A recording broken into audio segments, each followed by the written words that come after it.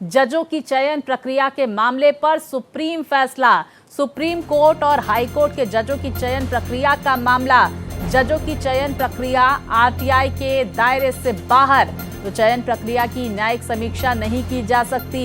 Collegium का फैसला उसकी समझ और संतुष्टि पर आधारित होता है, तो कोर्ट कोलेजियम के फैसले में हस्तक्षेप नहीं कर सकता। कोर्ट ने अपने फैसले में ये साफ कर दिया है कि जजों की चयन प्रक्रिया की न्यायिक समीक्षा नहीं की जा सकती है। जस्टिस बीवी नागरत्ना और जस्टिस जयमाल्या बागची की पीठ ने कहा है कि कोलेजियम का फैसला उसकी समझ और संतुष्टि पर आधारित होता है, ना तो कोई हाई कोर्ट या ना ही सुप्रीम कोर्ट किसी सिफारिश को लेकर याचिकाएं सुनकर या निर्देश जारी कर कोई कमी निकाल सकता है।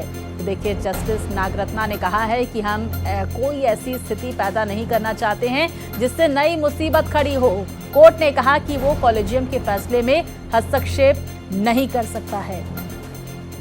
तो बड़ी जानकारी सामने निकल कर आ रही है, जिस पर विस्तार से अपडेट के साथ हमारे सहयोगी गोपाल हमारे साथ जुड़ गए। गोपाल, क्या कुछ जानकारी जजों की चयन प्रक्रिया को लेकर?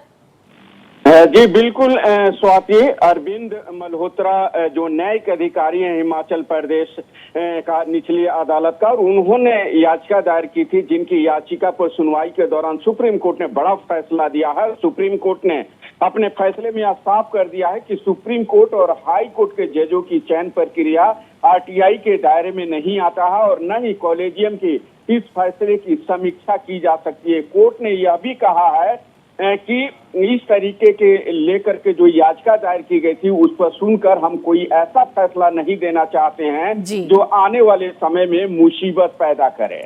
गोपाल, किसकी तरफ से ये याचिका दायर की गई थी और क्या कुछ था इस याचिका में?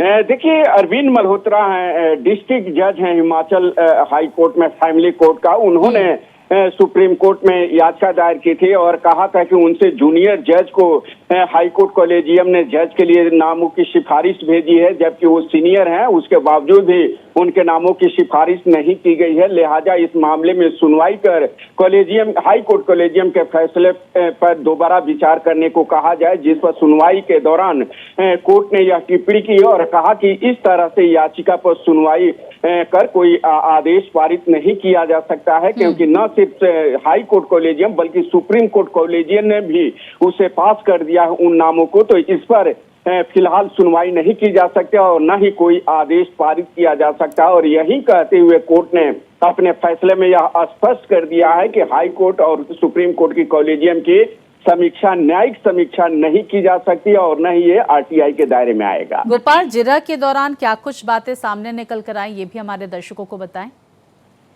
देखिए, मामले की सुनवाई के दौरान न्यायिक अधिकारी ने आरोप लगाया था कि हिमाचल हाई कोर्ट में जजों की नियुक्ति के लिए उनसे जूनियर अधिकारियों को नाम को आगे बढ़ाया गया है, जबकि उनके मामले में विचार नहीं किया गया। इस पर उनके वकील ने बताया था कि सुप्रीम कोर्ट पहले ही उनके मामले में पुनर्विचार करने का निर्देश दिया था, लेकिन उसका पालन नहीं हुआ है। उन्हें सितंबर 2025 में बातचीत के लिए बुलाया गया था, दस्तावेज भी दिया गया था, लेकिन उसके बावजूद भी जूनियर वकीलों के जजों के नाम की सिफारिश भेजी गई। लिहाजा यह ठीक नहीं है। इस पर दोबारा विचार करने के लिए supreme court high court collegium को बोले, लेकिन सुप्रीम कोर्ट ने इस याचिका का निपटारा करते हुए डिटेल में ऑर्डर पास किया है। बहुत शुक्रिया आपका गोपाल, विस्तार से जानकारियां हमारे दर्शकों तक पहुंचाने के लिए।